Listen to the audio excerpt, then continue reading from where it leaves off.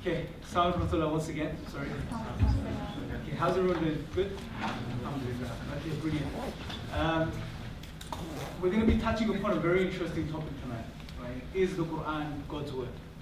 Now, it's impossible for us to do justice to this topic in the time that we have today, right? I was talking to a brother earlier today.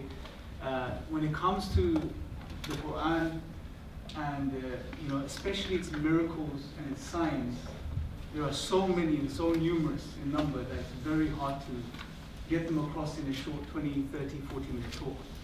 That being said, what I want to do tonight, inshallah, is to share some thoughts with you guys and share some reflections, share some things that will be very practical as well, especially when we're trying to communicate the miracle of the Quran to a non-Muslim audience in particular, right? We're trying to communicate and share that the Quran is indeed a miracle, is indeed a clear sign from the creator of the heavens and the earth. Now, we live in a time where Islam, Muslims, the Quran, these are almost trigger words, right? Whenever you think about these words, people have almost negative imagery and ideas that pop into their mind, right? It's almost worse than someone screaming fire in some cases, right? As soon as you say Muslim, Islam, Quran, it triggers people, right? And almost immediately, and it's unfortunate, but this is the state of the world that we live in today. Almost immediately what happens is people switch off. People don't want to pay attention. People don't want to listen to you. So, we have a very challenging task ahead when it comes to the da'wah, when it comes to conveying the message of Islam and sharing the message of Islam with humanity. And especially when it comes to introducing the Quran to a non-Muslim audience, there is a challenge there. But I believe that Allah subhanahu wa ta'ala has given us enough in the Quran to make it very clear for any sincere person that this indeed is the revelation from God, the final revelation from God. Now, before I go into this, something us Muslims, as well as non-Muslims, whether they be Christian or atheist or from any other background, something everyone can appreciate is that since the revelation of the Quran over 1400 years ago, it has literally changed the world that we live in today. Right? It has literally changed the world that we live in today. From when it first came down to the Prophet ﷺ and the immediate community who were the receivers of his message, it took them from being a community who had lost its moral compass. Right? They didn't know what was right from wrong, and there were some crazy things that were being practiced within society. And it took those people and it reformed them to such an extent that we look up to them as role models today, in a very short period of time. And since then, it's changed the world, it's changed communities, it's changed people. Islam spread rapidly. And it wasn't by, as it's commonly, put out and portrayed, that Islam was spread by force and by the sword. No. It was through the teachings of the Quran, through the reform that it brought to humanity when the Muslims traveled to different parts of the earth and did business, communicated with others, showed that high level of moral character. They shared the message of the Quran. People realized that there's something here which is in line with our human nature. There's something here that it reforms people. It gives honor to people. And people adopted it. Even if we come way further on, hundreds of years later, thousands of years later, hundreds of years later, right? Or just over 1,000. Close to the time of the scientific revolution which took place in the 15th, 16th, 17th, and 18th century. Again, some of the history that we're not told when it comes to these things is that the Muslims had a huge role to play in this revolution. Where in Islamic Spain you had progress and you had some amazing developments in science and mathematics and biology and all of these disciplines, the rest of Europe was in the Dark Ages. It was only when people from Europe went over to the Muslim world and they sat with the scholar, and by the scholars, by the way, and the interesting thing is that Islam allowed for a society which people could come together and they could study together and they could learn from each other and develop. So they studied, they learned the Arabic language. They took the knowledge and brought it back to the rest of Europe. And from there, one thing led to another, the development of universities and X, Y, and Z, and the rest is history. Right? Again, things that we're not told. We hear all of the supposed negative things, but the positive things, the way the Quran, because think about the Muslims in Islamic Spain. What was their bedrock? What was all of their outlook on life based upon? It was the Quran. Iqra bismi rabbika alladhi khalaq. Allah's very first words, 5 words. 5 first words that came down to the Prophet sallallahu alaihi wasallam, you can argue changed the face of this world.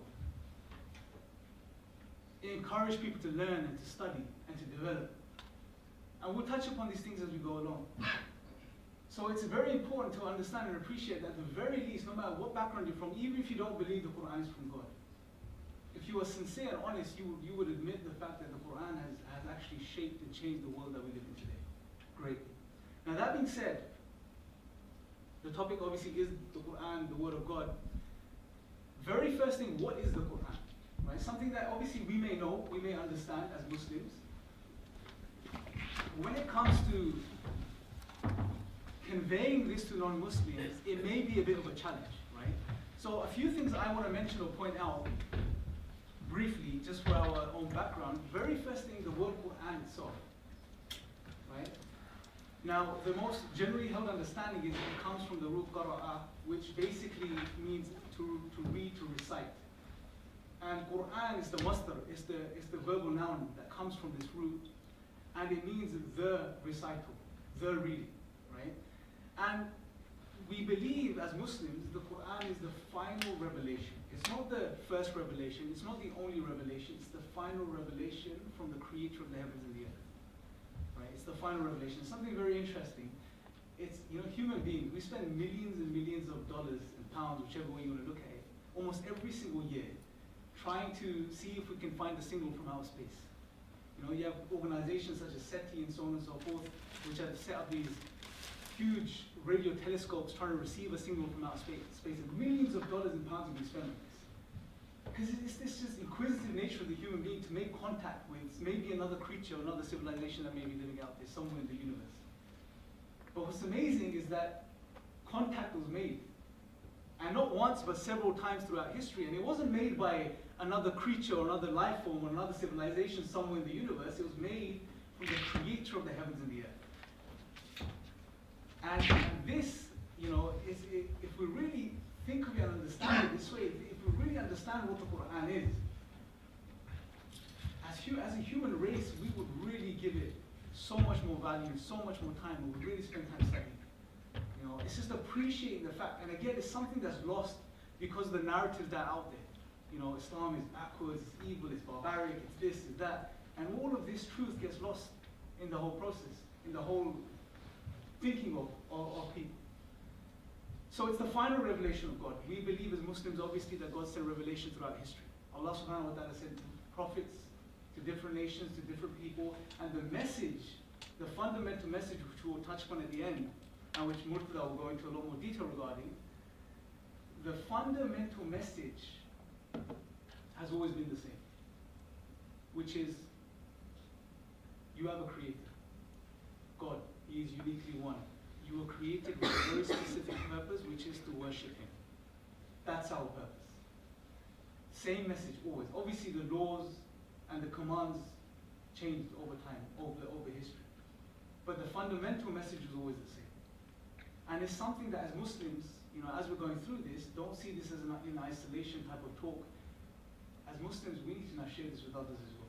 If we understand it indeed was the final revelation from God. Because there's no more messengers to come. No more revelation to come. But are people still coming into this world? Yes. And we can argue there's more people being born today, and the population of the world today is far greater than it's ever been in history. Do people still need guidance? Yes. So whose job is it now to take this message and deliver it to people? It's our job, right? So it's something we need to keep in mind. Now, what was the main purpose of the Quran? What was the main purpose of revelation in general, especially the final revelation from Allah subhanahu wa ta'ala? The focal point is worship.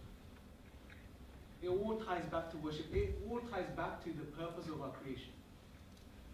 Allah subhanahu wa ta'ala created human beings, as He tells us in the Quran, for no other reason except to worship Him. This is our worship. This is our purpose. Right? And it's interesting, if you look throughout human history, thinkers, philosophers, whoever they may be, they have always dabbled with the question of purpose. What's the purpose of life? Why are we here? Where are we going? You know, what's it all about? This has been so fundamental. Every single human being asks themselves this question at some point in their lives. Some people are good at brushing it away, but others, not so much, right? It keeps bothering them. It keeps playing on their mind. So it only makes sense that the creator of the heavens and the earth, the most loving, the most merciful, that if he's created us and he hasn't given us our purpose, he hasn't installed our purpose of existence within our minds, that he will give this to us. You know, he will share this with us. He will reveal this to humanity. So that is the core purpose of the Quran. So it's important, especially when we speak to non-Muslims, that when we're talking about the Quran, is to give them or make them aware of the true purpose of revelation. You know, what's the message? What's the essence of the Quran? It's to remind people they have a creator and that they were created to worship God. Now, when it comes to approaching the Quran, there are certain things we need to keep in mind and certain things that we may need to share. The very first thing is we need to understand that it's not about spoon feeding. What I mean by this is that Allah subhanahu wa ta'ala, if He wanted to spoon feed people, He could have done that. He could have given us a clear sign, made it black and white, that this is revelation, this is 100% from the creator of the heavens and the earth. He could have sent angels, He could have sent other beings just to make it very clear to humanity, but the test will be over. An aspect of this life is that we will be tested. Allah subhanahu wa ta'ala gave us faculties. He gave us our rational faculties, the ability to reason and understand and use our senses to study the world around us. Allah gave us these faculties for a reason, so we use them. And the very first aspect of this test, if you like, is to use our abilities and use and reflect over all of the signs Allah subhanahu wa ta'ala has given us to understand and come to the conclusion that He exists. He's given us enough. Right? So it's not about saying here is a miracle. Allah could have done this, but it's not, it defeats the purpose. Right? Allah subhanahu wa ta'ala, like Allah tells us, He's free. Allah is free of need. He doesn't need any human being to worship Him. Allah doesn't need you or me or anyone else for that matter. Right? We need Allah. If we are sincere, you know, and we sincerely and honestly use all of the faculties Allah has given us, it will lead us to Him. And when we look at some of the miracles or the signs of the Quran, there is enough there for any sincere person to pick up and understand that this is from beyond what human beings can produce. There's something very, very special, right? So it's not about spoon feeding, number one. Number two, who is the Quran for? Now, generally, if you look at what the scholars say regarding this, number one, Allah subhanahu wa ta'ala tells in the Quran that the Quran is for humanity in general. It's guidance for humanity, right? But specifically, Allah subhanahu wa ta'ala gives us a little bit of an insight into who the Quran is truly going to benefit and act as a source of guidance for in the beginning of Surah Al-Baqarah. Right? Allah subhanahu wa ta'ala says, Alif Lam Mim, ذَلِكَ الْكِتَابُ لَا رَيْبَ فِيهِ هُدًى لِلْمُتَّقِينَ. This is a book, there is absolutely no doubt in it that this is from Allah. There is no doubt in it. There is no doubt in this fact. But specifically, it's a guidance for who? A guidance for people of taqwa.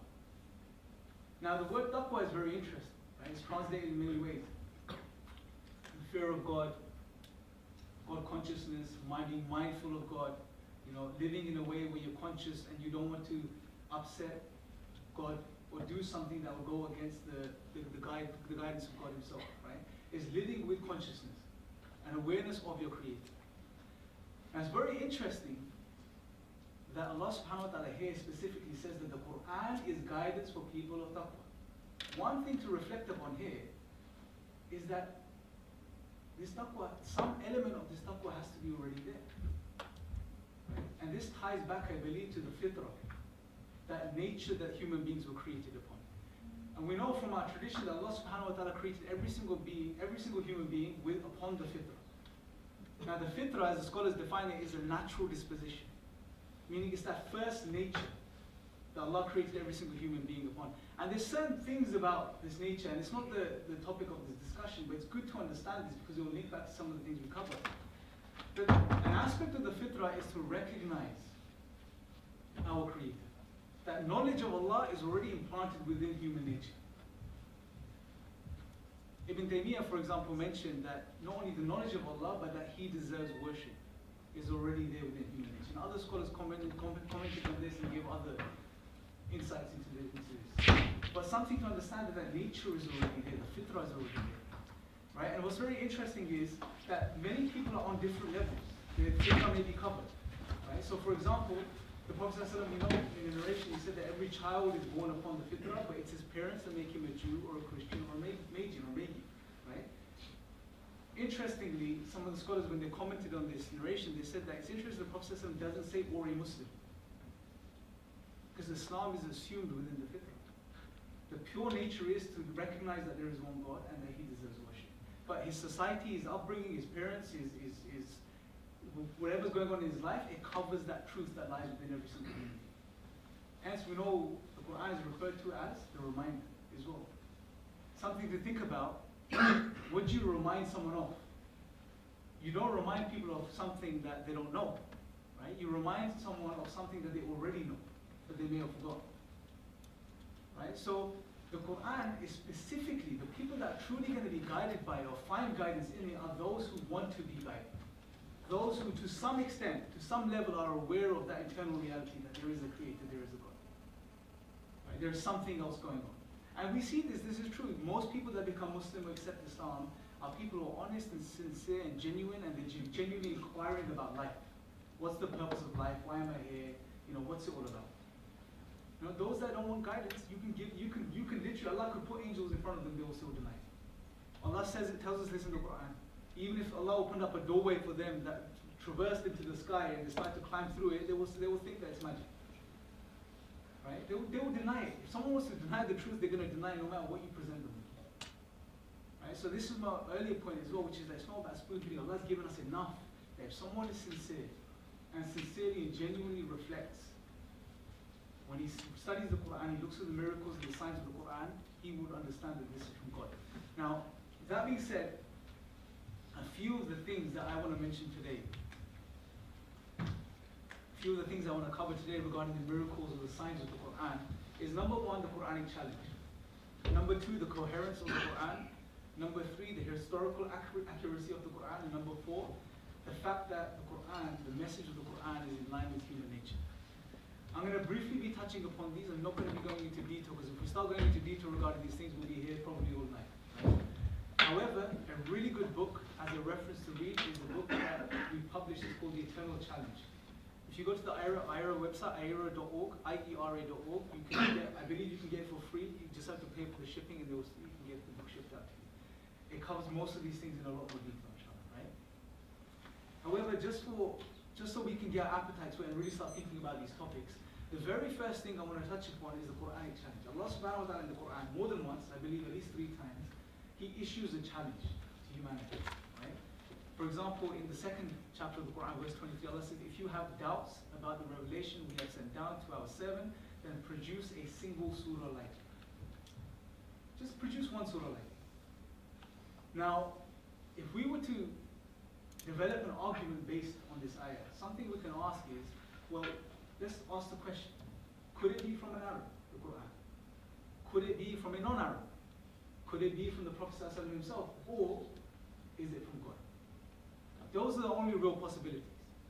Right? When it comes to the Quran, these are the only real 4 possibilities. I've outlined 3, but the 4th one is naturally assumed once you go through these 3. Now, when you go back, if you go back just in our minds to the time of revelation, something interesting about the Arab society at the time was that they weren't known for much. Right? You had superpowers that surrounded them. They couldn't care less about it. Right? They were just busy occupying other parts of the world, conquering other parts of the world. They weren't interested in the Arab society at the time. They considered them desert dwellers, sheep herders, that's it. But one thing that the Arabs had, that they had mastered, was that when it came to language, they had mastered the Arabic language. Right? They were known for poetry. Right? They would compete when it came to poetry with each other. Right? 2 things that they were really celebrating in the society was when a son was born or when a poet rose amongst them. Right? These were the things that they were concerned about. Now, the Quran came down at a time where the Arabic language had reached its pinnacle. right? Whether even Western Arabists who study the Arabic and study the history of the Arabic language, the Arabs, they attest to this, that at the time, around the time of the Prophet ﷺ, the Arabic had reached its peak. And like in every language, when the language reaches its peak, after that, it declines. Same with English, right? Some historians and scholars of language argue that at the time of, for example, Shakespeare, the English language was hitting its peak. And since then, obviously, slang and all of these things, now we know, obviously, English language has gone through a decline since then. So Arabic had reached its peak at the time, and the Quran came at that time. And what's very interesting is that the Quran came and it just blew the minds of the Arabs at the time in that society. They just couldn't understand what was going on, how this speech was constructed. It just really blew their mind, right? And what's very interesting, Allah subhanahu wa ta'ala, when He challenged the Arabs, there were people who tried to meet this challenge. So there was people that were sent. I believe Walid ibn al-Mughira was one of the ones who was sent to challenge the Prophet ﷺ. And when he came to challenge him, when he heard the Quran, and it was his own words, and I'm paraphrasing, he said that, I'm one of the best poets amongst you. Literally what he was saying is that there's no one here or around that can challenge me or compete with me when it comes to poetry. But he said that what the Prophet ﷺ is reciting is something beyond me. It's beautiful. It's the depth of it. It's just we can't compete. He couldn't compete with it. He couldn't challenge it. So the point to understand here, brothers and sisters, is that the best suited to challenge the Quran were the Arabs at the time of revelation, right? Because they lived with that language. The language is a part of their DNA. They used it every single day of their lives. It wasn't a language that they studied, later on in their lives and then had to just sort of figure it out. But it was a language that was a part of their soul, basically. They couldn't challenge the Quran. They couldn't produce anything like it, right? So it couldn't be the Arabs. Could it be a non-Arab? Well, obviously we can conclude that it couldn't be a non-Arab, right? It's just important. If the Arabs at the time of revelation could not challenge the Quran, then how could a non-Arab who maybe learned the language as a second or a third or a fourth language challenge the Quran? Right? It's impossible. Could it be the Prophet ﷺ himself? Well, technically no, because he was an Arab at the time of revelation, right? So the only real conclusion that we're left with is that it was from God. That's the best inference that we can make here. Right? And this is based on testimony, right? Obviously this is based on testimony of the people at the time of revelation. It's based on the testimony of the Arabic scholars, right? Or Arabists, whether it be Muslim or non-Muslim. But testimony is a very key route to knowledge. Now someone may say, oh, the argument is based on testimony, so let's just reject it. It's all testimonial.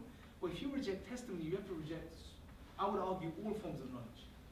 Science itself, for example, is based on testimony, right? Science is based on the testimony, so scientists study and they do their work, but they're basing it on the testimony of previous scientists, right? That came before them. They did their studies, they did their experiments, they produced their theories, and then they wrote about the theories, and then new scientists pick up on the testimony of previous people, and they work with that. Many of the things we believe, brothers and sisters, in this room right now is based on testimony. Well, case in point, let me ask you guys a question. Who believes China exists? There's some people thinking about it. Okay, majority of us, right? Who here has been to China? A few of us, right? The rest of us believe China exists. Why?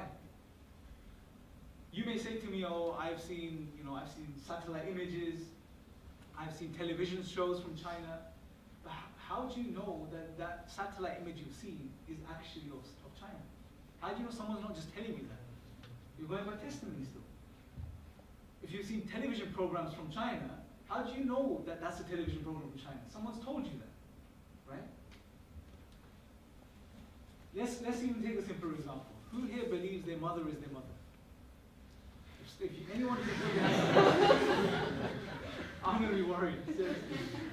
All of us, right? Okay. What empirical data do you have for that? Someone may say, oh, I have a birth certificate. Yeah, but you've been told that's your birth certificate. It's testimony again, right? Someone may say, oh, there's video footage. of me being born. Yeah, but again, someone's telling you that's you. Do you look like you did when you were a baby? No. Again, testimony. The point I'm making is that almost all knowledge, testimony comes into it somewhere. Authentic and valid testimony comes in from some angle. So there's a whole study on this, right? It's not any testimony, it's authentic and valid testimony. This whole argument I'm presenting here is based on testimony first and foremost.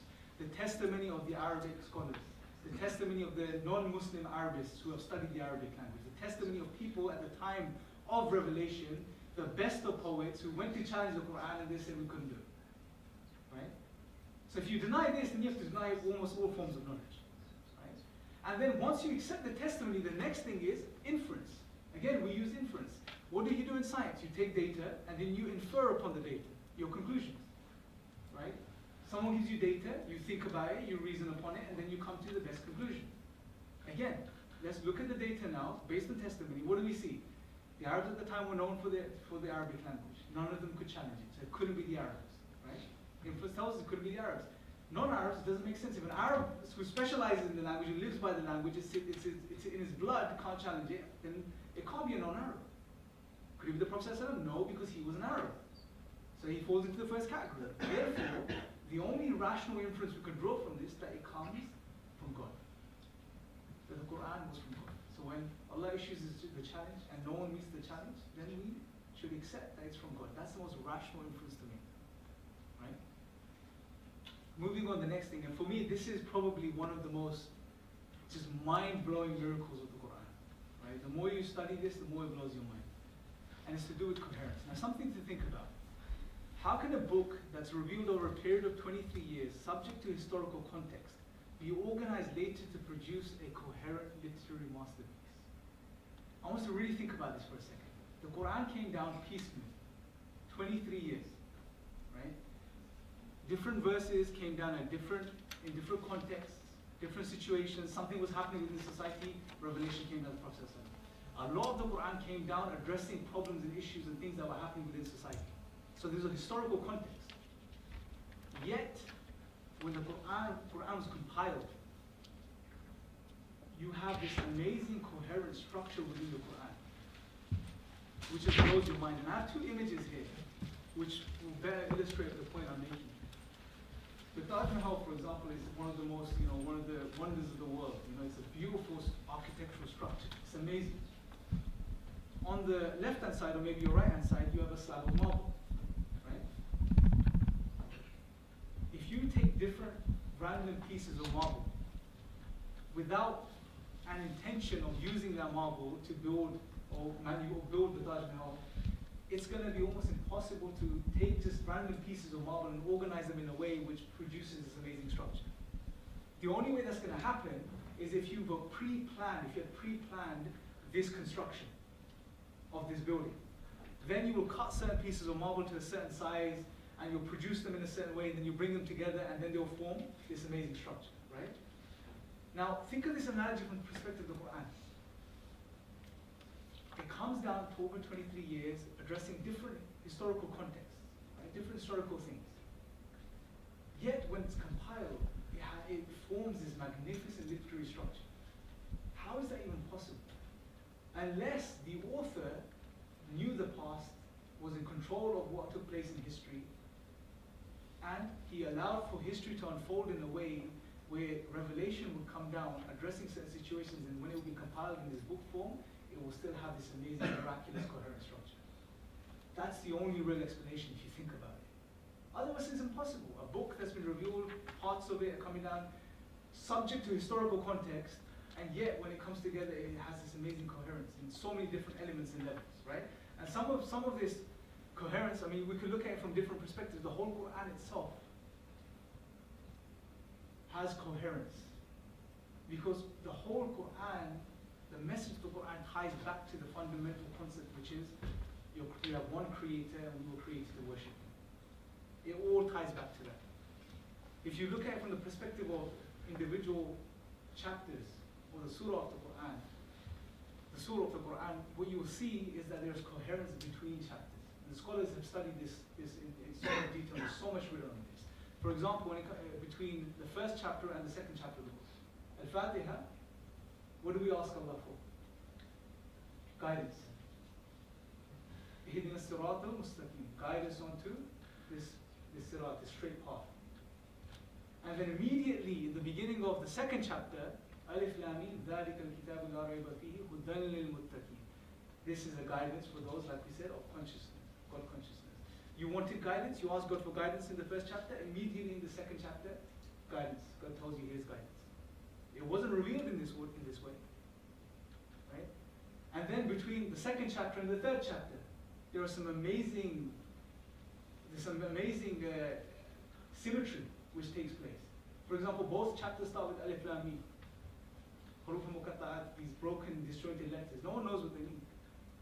Many chapters of the Quran, is another interesting thing that Allah starts many chapters of the Quran with these letters. No one really knows, Allah knows best what they mean. But it's interesting when they come in the beginning of Surah Al-Baqarah, is that before Allah says there's guidance, it's almost Allah humbles you by when you read Alif Lam Mim, you have no clue what that means. Yeah? It's almost Allah saying, you don't know everything. Stay in your place, stay in your lane. If you want guidance, approach the Quran with humility. You will receive guidance. Right? It's a beautiful thing. So, Al-Baqarah and Al-Imran, they both start with Alif Lam Mim. Right? And then, the very first ayah, several verses of both of the chapters speak about the revelation coming down. And about generally speak about the revelation. Right? Then, general theme, or when the address of Al-Baqarah, the second chapter, is the Jewish community. The primary addressees of Al-Imran are the Christian community. The general theme when it comes to Islam and Iman, Al-Baqarah focuses on Iman. Al-Imran focuses on Islam. Then when you get to the middle of the chapter, in Baqarah, Allah tells us that you made the middle nation. And it's interesting, right in the middle, the verse 143, which is literally the middle of Al-Baqarah, Allah uses the word middle. You've been made the middle nation. And then if you look at the middle of Al-Imran, Allah subhanahu wa ta'ala, He tells us that you have been raised as a nation for humanity. You enjoyed the good and you forbid the evil. Right? So it's amazing mirroring that's going on here. In Baqarah, you have Allah subhanahu wa ta'ala speaks to the Muslims regarding the Battle of Badr.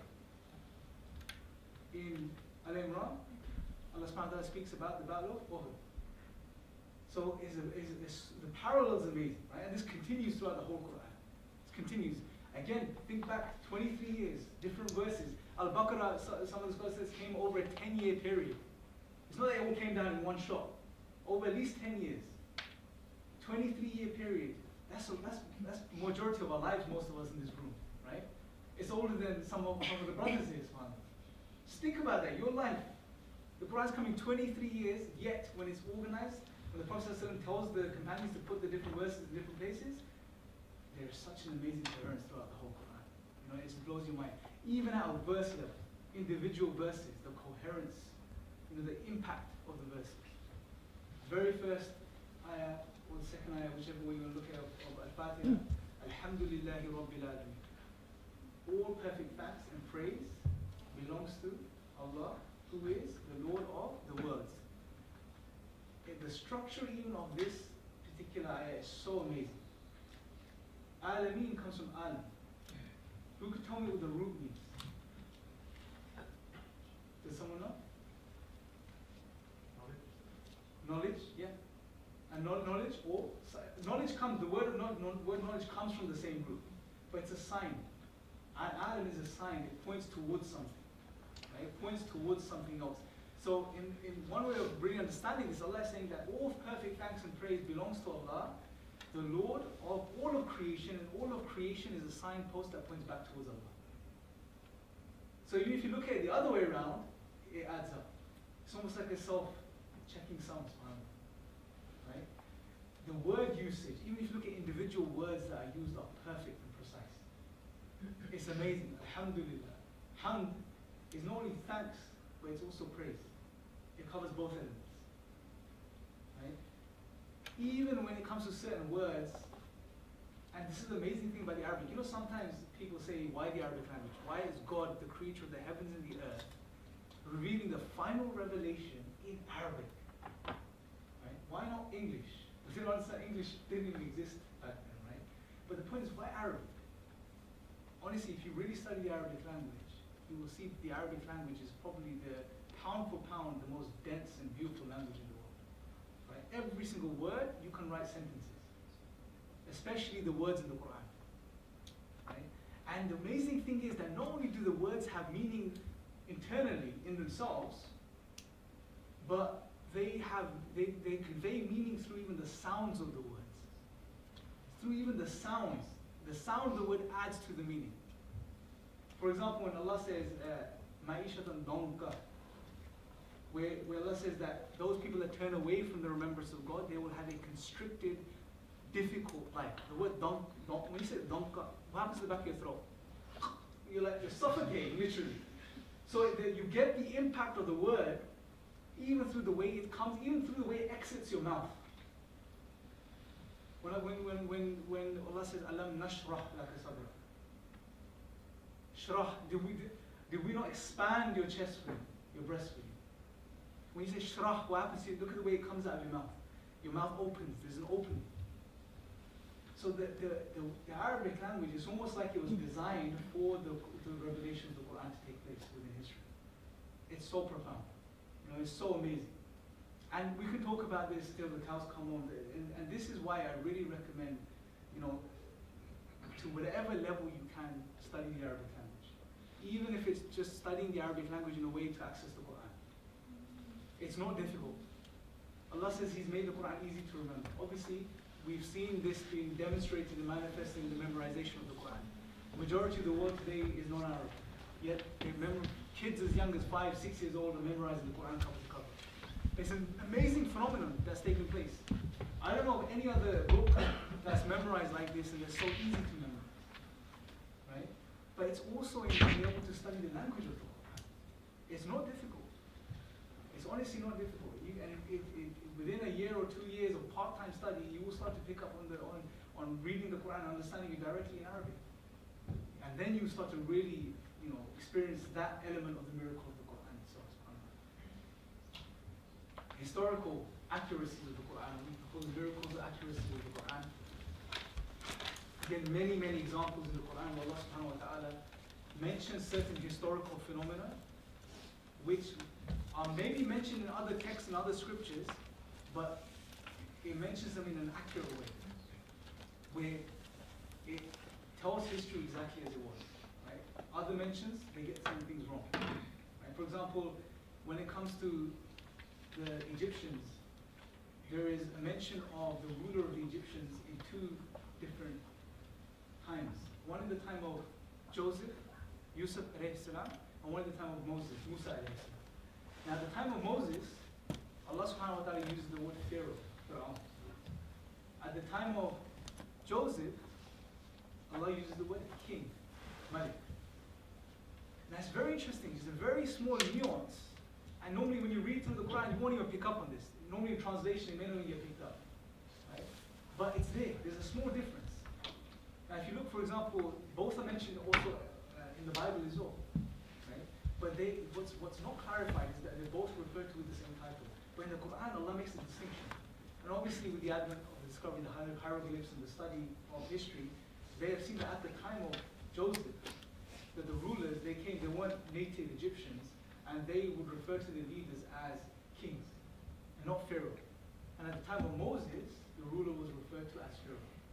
So subtle accuracies of the Quran, just the precision of the words that are used. Historically, it's accurate, right? The defeat of the Romans, and the list goes on, right? You can see many, many examples of this. And again, it's a very powerful sign, if you like, that points to, it makes you realize that, hold on, something else is going on here. This information, because the hieroglyphs were a dead language at the time of the Prophet. He didn't have access to it. He may have had access to other things, but when it comes to the hieroglyphs, he didn't have access to it. It was only recently discovered. Another very interesting point is that the message of the Quran is in line with human nature.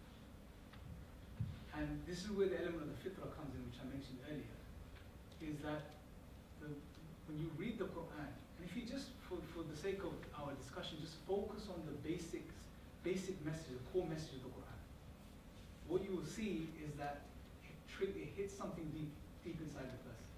For example, when Allah subhanahu wa ta'ala says, قُلْ هُوَ اللَّهُ أَحَدٌ. 4 words, I believe, 4 words, right?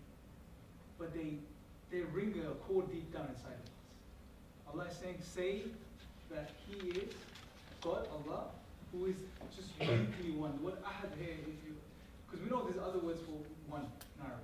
Why? For example, Allah uses it in other parts of the Quran, but here Allah uses ahad specifically. And what it signifies is that it's a one without a second or a third or a fourth. There is no other. He's alone. There's no other. And this concept of God is something very natural and intuitive to human beings. When you do, normally, when you speak to people, when they're open-minded, you say, does it make sense that God, the creator of everything that exists, is one? Yeah, it makes sense. It's a very natural principle. In philosophy, they call the principle Occam's razor. Irrelevant what the name is, doesn't matter. The point is, the principle is, why don't multiply entities beyond necessity? Right? It's human, it's just something we do rationally. If something explains something, don't need to multiply more add-ons and add more elements to it. Go with the simplest and best explanation. The creator of the heavens and the earth is one. It's a very natural, intuitive conclusion. When we say Alhamdulillahi Rabbil Alameen, going back to that, it's all thanks and perfect praise belongs to God. You know what's very interesting? People, humans that suffer from mental illnesses, and depression and anxiety, what they're testing now in psychology is called, I don't know what it's called, but I call it gratitude therapy. So what they get patients to do is they get them to be grateful twice a day or once a day. It's different protocols. So what they get them to do is sit down and just be grateful for some things that they have in their life. And over time, what that does is it helps lift that depression. So gratitude is a very natural human thing. When someone does something good for us, we're grateful. And with that internal sense of gratitude, we want to express it through our language. We want to say thank you. Somewhere deep inside, if the human beings being honest, if we look at our lives, we don't own our lives. We don't earn the moments that we're given, the things that we have. We didn't work for these things, right? The families that we have, the love that we have in our families, the friends that we have, all of the blessings that we have in our lives. Deep down, we know that I'm grateful for this. But who should you be grateful to? You have to be grateful to someone, right? You can't just say, I am grateful. Okay, to what? To who? So deep down, there's this sense that there is this gratitude that's due. That's why when many people, non-Muslim, when they read Alhamdulillah, all perfect thanks and praise belongs to God, who is the creator of everything that exists. For many people, that's the pressure release. That's it. This is who thanks is due to. And many people become Muslim, not because someone gives them da'wah, not because someone invites them. Many people just pick up the Quran, they open it, and they read what is an ayah? It's a sign.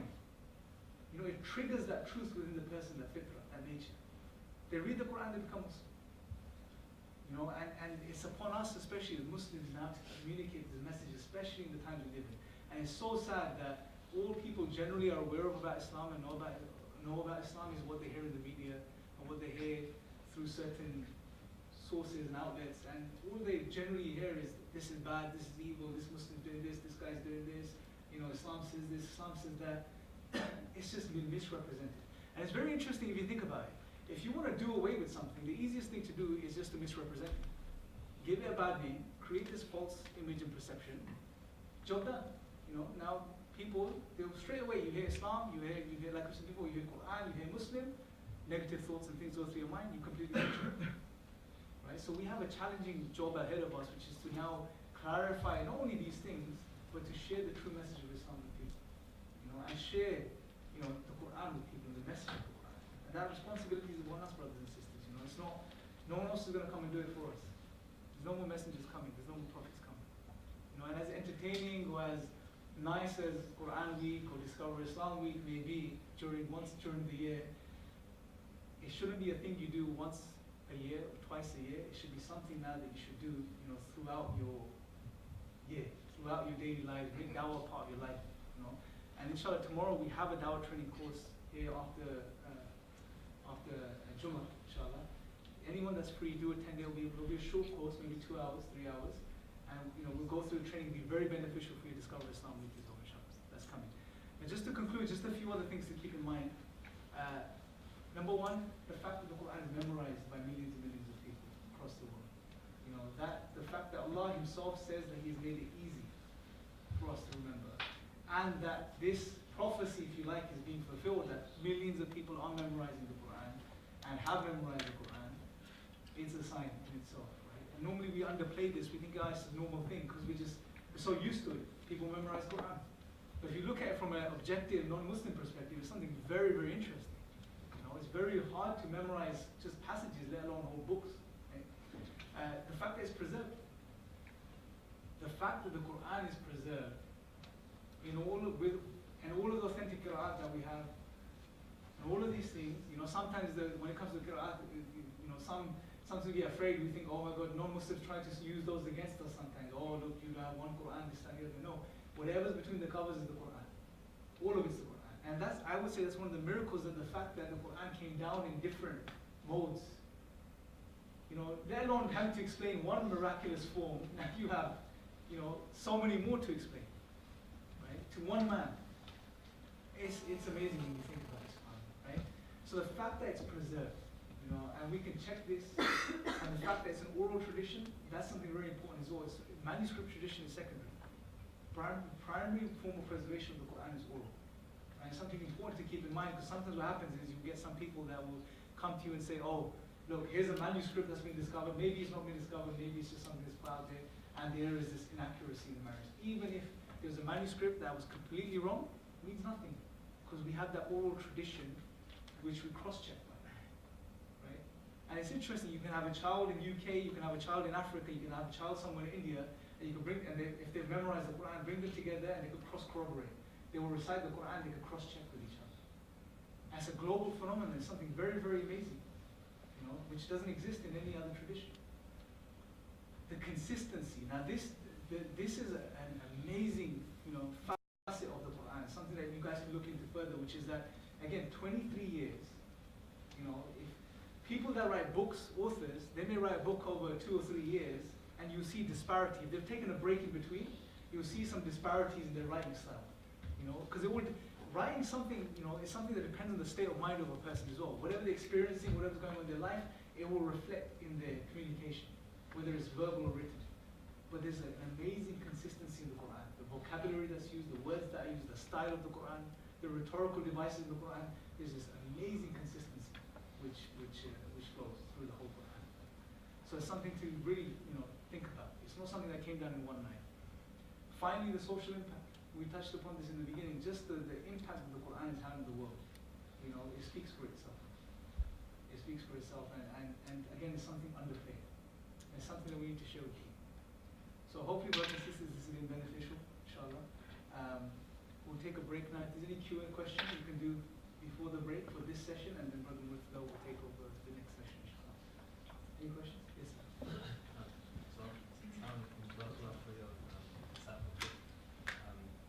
A lot of atheists or critics, they could say that the best conclusion doesn't equate to fact.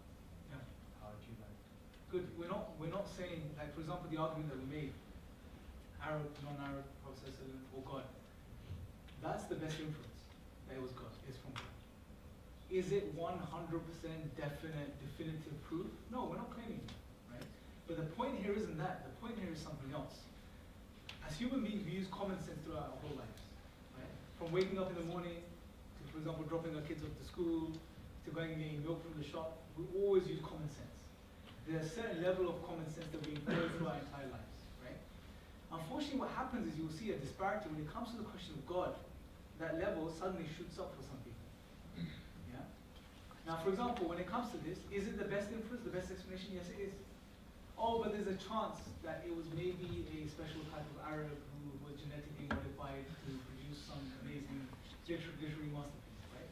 Is there a chance of that? Yeah, of course there's maybe a 0.00001% chance of that, right? We're not denying that. But why would you go with such an unlikely chance over what's most rational and what's based on common sense? Why would you do that? And would you apply the same standard of skepticism in your other parts of your life?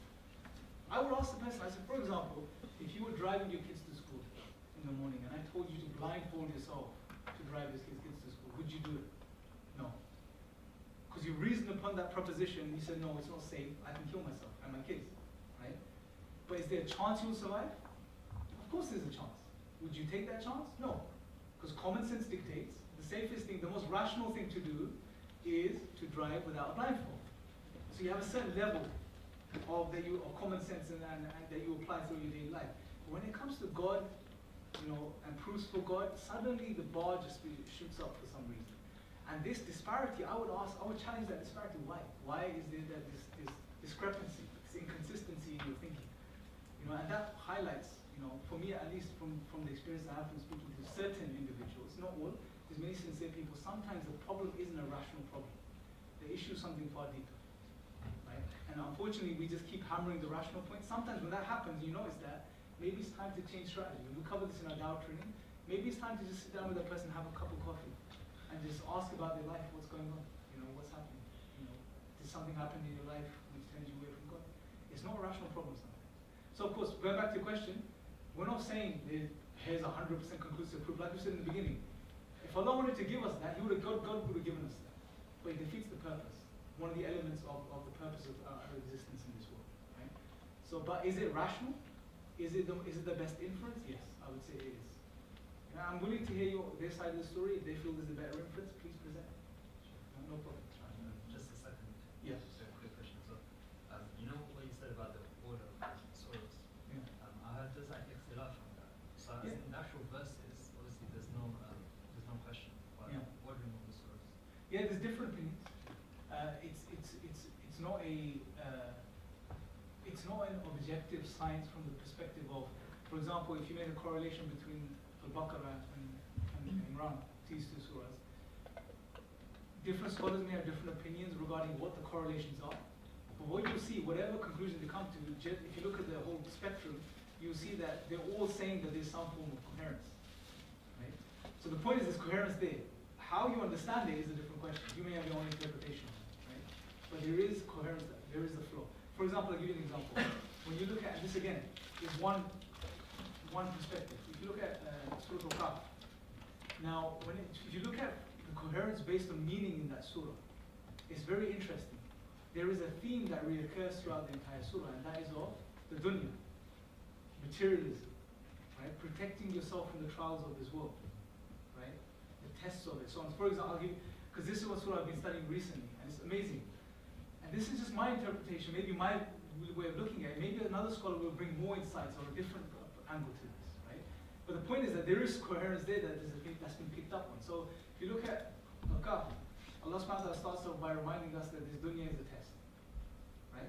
He created us, He created whatever is in this world as a beautification for it. So يَنَبْلُوَكُمْ أَيُّهُمْ أَحْسَنُ عَمَلًا, to see which of us is best in deeds. Then Allah subhanahu wa ta'ala, if you look at even the stories in Al-Kahf, for example, the people of the cave, right? What do?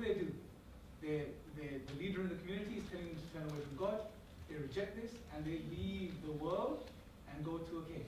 They leave the dunya and for the sake of Allah they retreat to the cave. Right? Zulkarnain, for example, another story. He has power, he has wealth. Allah has given him all of this. What does he do? Allah teaches us, one lesson we learn from this is how to use power and wealth if you have it. He uses it for the sake of Allah. He helps people. He always attributes it back to Allah subhanahu wa ta'ala. Right? Even in the story of Musa alayhi salam and Khidr, where Musa alayhi salam jumps to certain conclusions. And by the way, the story of Musa and Khidr, people that made the claim of problem of evil, one of the biggest arguments atheists normally present. That's an answer to that problem. But Musa alayhi salam jumps to certain conclusions about what Khidr does. One lesson we learn from this, when it comes to this dunya, be patient. Put your trust in Allah. Allah wants best for you. You may not understand why things are happening the way they're happening, but keep your trust in Allah. Point being, you see that there's a thread of the topic of materialism and linked to the material world. So the point, I guess, to summarize, without going off on a tangent, is that different scholars may have different interpretations of what this coherence is, but the fact that all of them are showing different angles and dimensions to this shows that there is coherence. Hopefully that answers the question. So, yes, sir. This is a question more directed towards IARA as an organization. Yeah. When it comes to dawah techniques, where do you sort of set the boundary? Because if you just look at philosophy, for example, itself, there's a lot of, throughout philosophy, there's a lot of arguments given for the existence of God, whether that be teleology, cosmology, or ontology. And for example, you come here, you're giving the argument through the inimitability of the Quran. However, we see this trend amongst Muslims, I think particularly now, using the argument from cosmology, for example. So my question is really, do you yourself believe that we should be going on to using these techniques, considering they might have a foundation within Greek philosophy, for example? Yeah. Okay. Or, sorry. yeah, and so then where do we draw the boundary in terms of what's acceptable and what's not? Okay. Two things to appreciate. Number one is we need to understand the objective of arguments first. We don't believe as Muslims that the arguments are there to make people believe in God. They're a means to trigger the fitrah, to trigger the truth that's already within people, right? Now that truth can be triggered in many ways. It may be arguments, it may just be direct Quran, like we said earlier. It may be life experiences. You know, there's non-Muslims that just hear the adhan, you know, and it triggers something within them, right? So arguments are a means, they're not an end, number one. Secondly, when it comes to arguments for God's existence, me personally, what I would say, and this is our approach generally in IRA as well now, is that go stick to the Quran and the Sunnah. There are some very powerful arguments that Allah Himself makes in the Quran. You won't see Allah arguing for His existence in the Quran because it's assumed, generally speaking. But for example, in the 52nd chapter of the Quran, verse 35 and 36, Allah says, "Am khuliqu min ghayri shay'in." Were they created by nothing? Or were they the creators of themselves? Or did they create the heavens and the earth? Now, if you look at the exegetes, the Mufassirin, when they comment on this ayah, they say these principles Allah is outlining, these options, coming from nothing, creating itself, creating something else which is created, could be applied to anything that begins to exist. So you can develop an argument for God's existence based on these ayah. Right? However, your point is correct, which is that there's a problem we're seeing in the dawah generally, and we made this mistake in the past as well, which is that we put our tradition aside and we just heavily focus on argumentation and philosophy and, you know, Greek philosophy and the arguments they presented for God's existence, right? And this could be a problem because we don't know then where to draw the line. You know, especially if you're not well-grounded in your own tradition, you won't know where to draw the line, right? And the problem with philosophy, generally speaking, is that there's an underlying principle of philosophy that the akal can lead you toward truth, which is not true, right? The human akal is limited. Right? So the philosophy in and of itself, its principles is flawed. You wouldn't see two philosophers agreeing with any base concept. Right? So it is a problem, but I believe the solution to that is if you want to present arguments for God's existence, first understand that they have an objective, and the objective isn't that they're ends in themselves, they're a means to awaken that truth within people. And secondly, stick to what's in the Quran. You know, if you want to drive an argument, take it from the Quran. Hopefully that answers your question. Anything else? Any sisters' questions? Yes. I'm not insinuating that in any shape or form. Yes, sir. For your talk. My question is, you went through lots of different ways to try to convince us that Quran is from God, whether it's through the Arabic language, whether it's through coherence, historical miracles, but I'm a bit surprised why didn't you mention the part about scientific miracles? Yeah. Is there a reason for that? Yeah, because claiming scientific miracles in the Quran is a problem. And I'll try summarizing it for you. It's a very detailed topic. There is a really good article that Hamza wrote on this. I think it's called The Scientific Miracles in the Quran. But just as a base understanding, the reason is this. Science itself doesn't deal with facts. Science, talk to any philosopher of science, he'll tell you science is not based on absolutes. Right? Science is based on induction.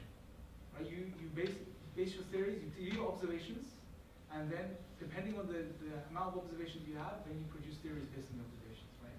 There's always room for error. So a particular theory X in science may be 90% true, correct, 95% correct. It may keep getting closer to being a truth or an absolute fact, but it'll never reach that level. It's just the nature of science, right? Secondly, many times when we say a scientific miracle in the Quran, what we're doing is we're taking an ayah of the Quran.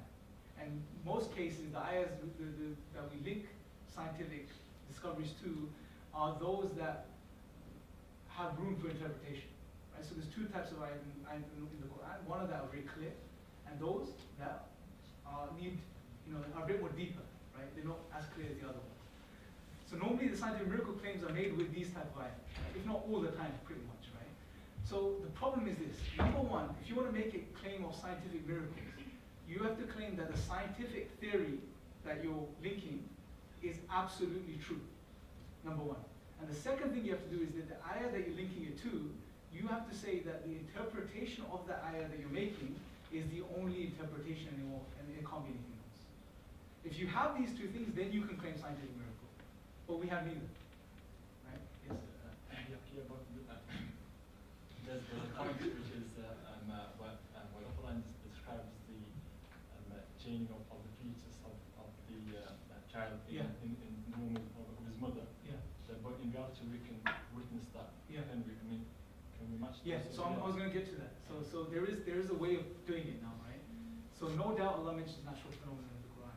Development of the fetus, certain things about the world around us, X, Y, and Z. So if we just understand one thing for now, that to claim a scientific miracle is almost equivalent of lying in a way, right? Because we're doing two things which we can't do, right?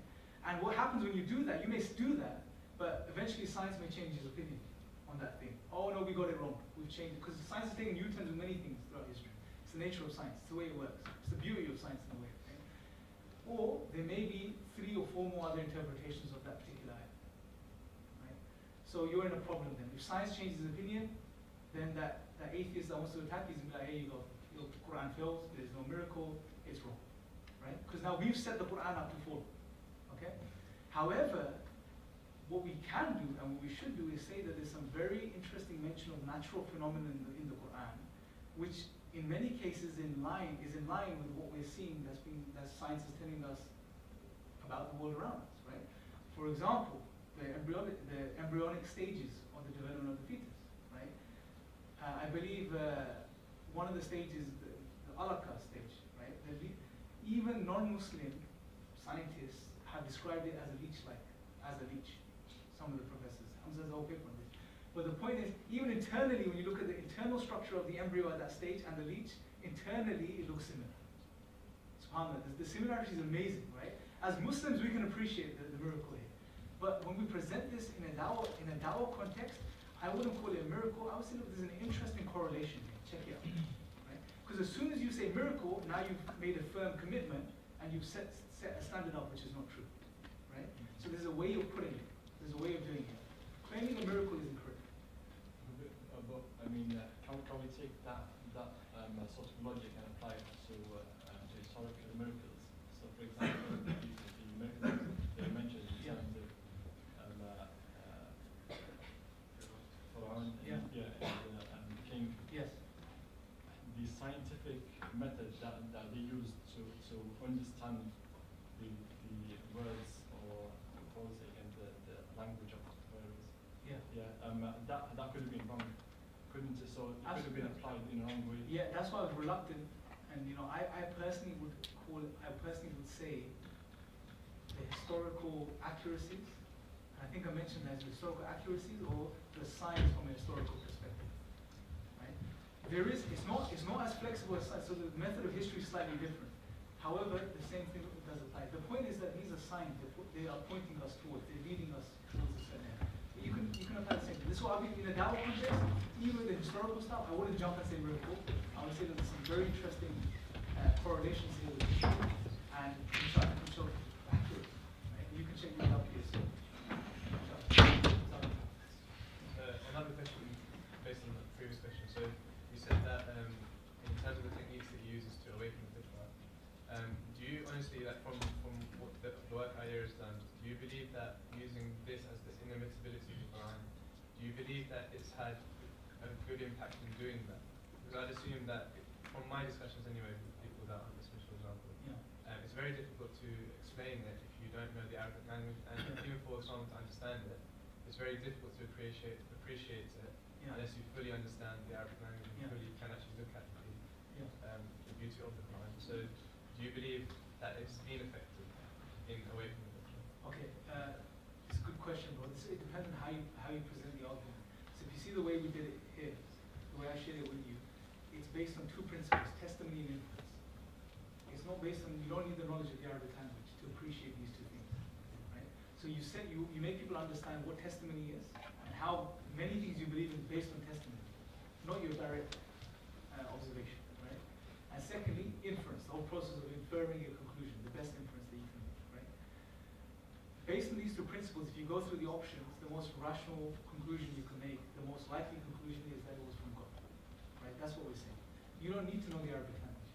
All you need to know is understand the principle of testimony, and therefore, authentic and valid testimony, take the testimony of the guys that have studied the Arabic language, Muslim and non-Muslim Arabists. Look at what they've said. Right? For example, Arthur J. Aubrey, he studied the Quran, he was an Arabist. He said the Quran is neither prose nor poetry. It's a unique fusion that we don't understand. Right? Many other historians, Muslim and non-Muslim, have made this claim. So what we're doing is we are taking from the experts like anyone in science will take from previous scientists. Right? So we're applying the same method of authentic and valid testimony to come to that conclusion. So this way of presenting it is easier because you can present it to a non-Muslim audience who doesn't understand Arabic. Do you get that? Take the point. However, me personally, it's effective, but I think one of the greatest things we can do in getting people to appreciate the Quran these days, especially non-Muslims, is to take the approach of sharing the relevance of the message of the Quran and how it provides solutions for humanity. Right? Because human beings, the way they work is what's in it for me. You know, if you find benefit in something, you're all in. Right? Case in point, Jummah khutbah. I'm sure most of us are just falling asleep or playing with the carpet sometimes, or we don't know what's going on. Suddenly the Imam says something about your exams or about money, and you're awake. Yeah, you're listening, you're paying attention because it relates to you. There's something in it for you now, right? Human beings work like this. So if you can show them, looking at the problems of humanity in the 21st century, for example, materialism, right? A lack of spirituality, right? This void inside people. Materially, people have everything. Food, shelter, clothing, and plus more, a lot more. Yet spiritually, they're empty. The rates of Prozac and consumption of all these antidepressant drugs is on the rise. Why? Look at the correlation. Materially, you have everything, but emotionally, people are depressed and sad. Right? One problem, society. Give them the solution. The Quran has the solutions. Share these solutions with people. And when they see, look, here's something here for me, that's when they will really start to pay attention. You know? Because at the end of the day, bro, people, deep down inside, all people are looking for is, how do I benefit? You know, how is this going to help me? This whole rational stuff, it's just fluff, bro. It's entertainment in most cases. You know, it's deep down what's going to impact you. So me personally, I would focus on just sharing the timeless message of this man and how it's relevant even today as it was 1400 years ago. How it understands humanity and its issues and its problems, and how it provides solutions for these things. If we can start showing that will flip the narrative, honestly. And we see bro, honestly, I don't know if you guys have seen this, there's websites now where people are studying Harry Potter to get guidance from it. I saw a website, someone showed me in the office the other day, there's people that study Harry Potter to gain guidance from it, life guidance. And it's a fairy tale someone wrote. That's how desperate people are for guidance, looking for guidance in their life. You know? All of these new age motivational speakers and self-development coaches and gurus, why are people following them so much? Think about people are in need for guidance, especially in the times we live in. So we have the solution. It's not something that comes from a human mind, but something that comes from the Creator. So I think that will be one of the greatest miracles of the Quran. And I use the word miracle here not in a technical way, but in a practical, real way for people. So that's why we do it. Sorry for the long. Any other? Okay, we're going to wrap up. Any sisters' questions before we wrap up? Okay, okay. Any other questions we could deal with them after? I think we've gone on now. So we'll break? Okay, the sister's going to inshallah inform us.